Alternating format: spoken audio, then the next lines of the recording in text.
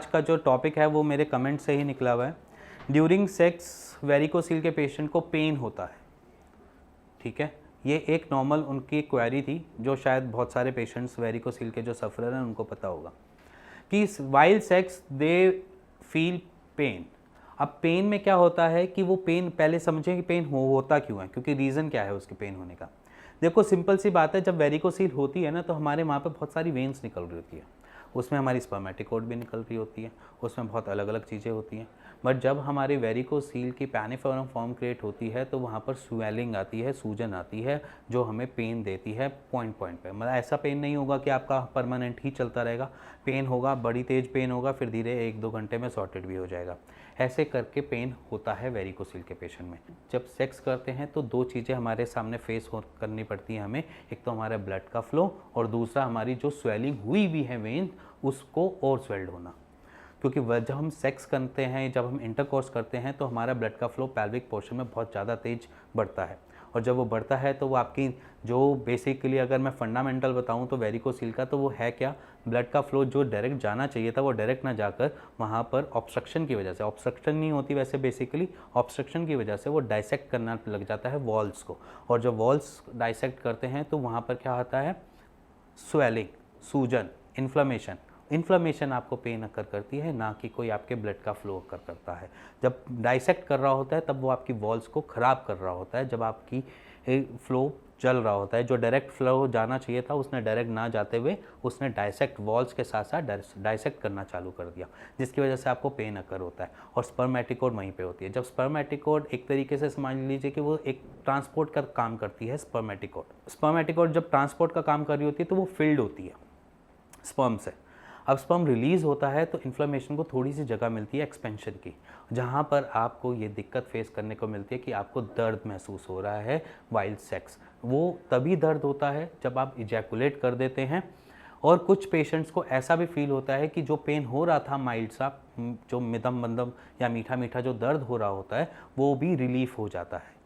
जब मास्टरबेशन किया या इंटरकोर्स किया उसके बाद उनको रिलीफ मिलता है, कुछ पेशेंट्स का वो दर्द बढ़ जाता है। तो बेसिक रीज़न क्या है कि आपकी स्पर्मेटिकोड भी वहीं से ही जा रही होती है, और इन्फ्लेमेशन की वजह से आपको पेन अकर करता है, और वो सूजन अगर कम हो जाती है या वो सूजन थोड़ी सी नॉर्मल हो जाती है या इन्फ्लेमेशन थोड़ी कम हो जाती है तो ये आपको वाइल्ड सेक्स आपको पेन भी नहीं करेगी। तो सिंपली सी बात है, अगर आप पेन इंटरकोर्स के बाद अगर आपको फील हो रहा है तो आपको ट्रीटमेंट की रिक्वायरमेंट है। सो गाइज, ये तो समझ में आ गया कि हमने जो पेन है वो किस वजह से हो रहा है। अब सिंपल सी बात है, हमें पेन जो हो रहा है इन्फ्लेमेशन की वजह से हो रहा है। बाहर मार्केट में बहुत सारे केमिस्ट आपको या बहुत सारे मेडिकल शॉप्स आपको एंटी इन्फ्लेमेटरी मेडिकेशन दे सकते हैं, एलोपैथिक में अवेलेबल है। अगर आपको पेन बहुत ज़्यादा महसूस होता है, आप एंटी इन्फ्लेमेटरी मेडिकेशन को कंज्यूम करके सेक्स कर सकते हैं, क्योंकि उससे आपको दर्द नहीं होगा।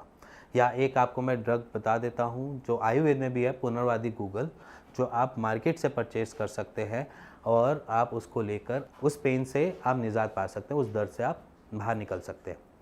और रही बात आप करें या ना करें, तो सिंपल सी बात है, वेरिकोसील आपके इंटरकोर्स या सेक्स को नहीं रोकता, ठीक है। एक मैं अपनी हर वीडियो में बोलता हूँ कि आपको वेरिकोसील कभी नहीं रोकता कि आप इंटरकोर्स ना कीजिए या मास्टरबेट ना कीजिए। ओवर मास्टरबेशन या ओवर इंटरकोर्स या ओवर सेक्स करना, एक्टिविटी में इन्वॉल्व होना, वो सबके लिए बुरा है। जो वेरिकोसील के पेशेंट हैं वो भी, और जो नहीं है उनके लिए भी बुरा है। तो सिंपली अगर आप वेरिकोसील के पेशेंट हैं और आपका इंटरकोर्स का मन कर रहा है और आप कर रहे हैं और उसके बाद पेन हो रहा है, तो आप कीजिए, कोई दिक्कत की बात नहीं है। लुब्रिकेशन को यूज़ कीजिए या थोड़ी सी आइसिंग कर लीजिए टेस्टिकल्स की तरफ, या जो साइड में ग्रोइन एरिया का जो एरिया होता है जहाँ पर वेन्स मोटी मोटी दिख रही होती है उस एरिया पे, उससे आपको थोड़ा सा रिलीफ मिल जाएगा और आपकी इंटरकोर्स में कोई प्रॉब्लम नहीं आएगी। और दूसरी, मैंने एक एक्सरसाइज की वीडियो बना रखी है पूरी, आप उसको डेली डे टू डे की रूटीन में आप परफॉर्म करना स्टार्ट कर दीजिए, उससे भी आपका काफ़ी हद तक पेन सॉर्टेड हो जाएगा। अगर आपको लगता है कि वेरिकोसील का ट्रीटमेंट सिर्फ और सिर्फ एक सर्जरी है, तो वो आप गलत मिथ में हैं और आप उससे बाहर निकलिए, क्योंकि हम आपके सामने जो लाए हैं वो मिथ्स को ब्रेक डाउन करता है।